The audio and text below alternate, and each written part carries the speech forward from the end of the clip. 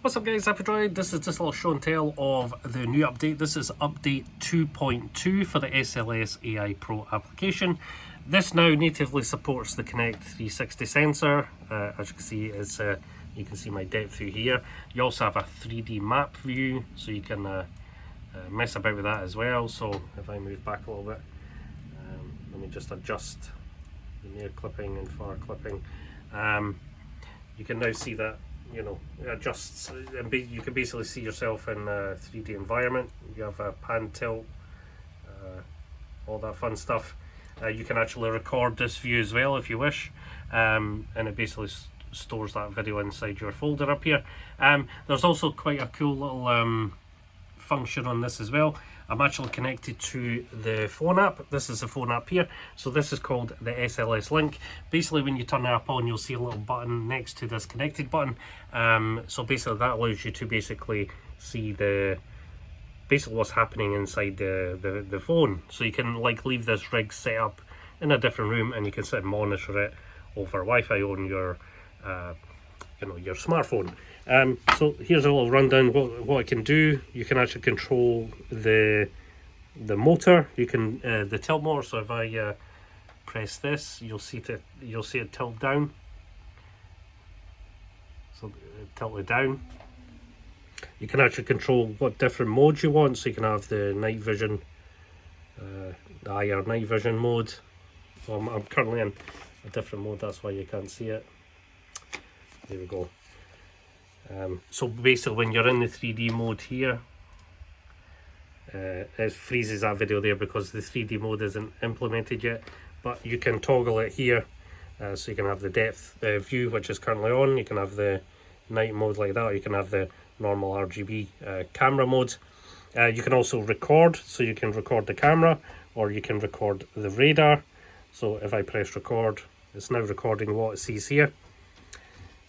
These little pings are because I'm talking. It's basically picking that up as little data points, so little pings on the radar. So if I press stop, it then goes to the file manager, and then I just simply click the file manager here, and then you can see all your recordings in here. You can play them or share them or delete them, whichever you want to do. Here's the one I just recorded here. So as you can see, you can actually play these inside the app as well. So yeah, that's pretty much it. So this app is basically like a companion app. It's designed so you can basically go in a different room where this Kinect rig is basically set up in a different room. You can go away and monitor it over the Wi-Fi. How you would do this on investigation, you'll simply just open up a Wi-Fi hotspot, connect your PC to the Wi-Fi hotspot, and then you'll be able to see the data on your phone. So that's pretty cool as well. What other things have I added? I added this over here, so this is now here. These now have the full screen mode. You can do a recording in here, so you can start recording the echo radar. You can stop it, you can close it, you can then see the file in here. You can play it inside the app as well. You can close the viewer. You could also save or delete it, whatever you want to do. So that's pretty cool as well.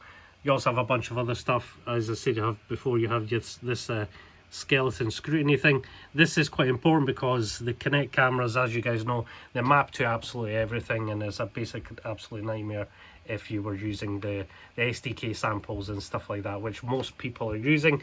This is designed to get around that problem by mathematically basically checking the data points of the limbs and stuff like that. Make sure they measure up to, you know, what a person should be, and basically adjust it from there. You also have a bunch of other little controls that you can use as well. These are like for the palette hue and stuff like that. That also changes on the app as well, as you can see. So when you mess with stuff in here, you're going to see it over here as well. And you can adjust the image brightness, for example. So you can see all this up here, image contrast. If you think it needs a little bit of adjustment, you can do that. You've got the map isolation here. This is full screen as well, if you wish to use that. And you also have the mic array here. You can do like an audio recording here, like an EVP session, whatever you want to do. But it's all pretty cool. So this is pretty much the polished state. It's now working how I intended it to work. It now solves the false positives from, you know, mapping to things that it shouldn't and stuff like that. You even on the maximum setting here on 100%, if I was to pan this camera around, usually map to boxes and stuff like that is kind of, oh, there we go, we've got a little manifestation here. So I'm basically going to show you it actually went away. Let me just adjust this. So basically if I put this threshold down to about 50%, it should stop that. So basically it's just a case of adjusting stuff until you stop seeing the false positives. So basically that's it. Oh, we got another one there. So now we notice that that's mapping to that, we can then adjust the sensitivity down a little bit more, and it basically should stop the, you know, the mapping of stuff that you don't want to map to. But if I stood up there, even on the minimum setting, it should recognize me. Oh, it's back again. So if you get things like that, you can just simply adjust the threshold till it vanishes. It should eventually disappear. Oh, and I dropped it down the back over there.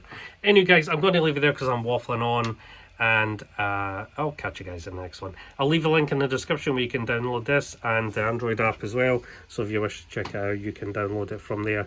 This app will be on Google Play Store very soon. It's just going through its minor checks and minor you know, function checks, and make sure it's reliable and stuff like that before I put it on Google Play. But yeah, that'll be on there soon as well, so you can then download that. You can download this for your PC and use the software for free. Okay guys, I'll catch you guys in the next one. Bye for now.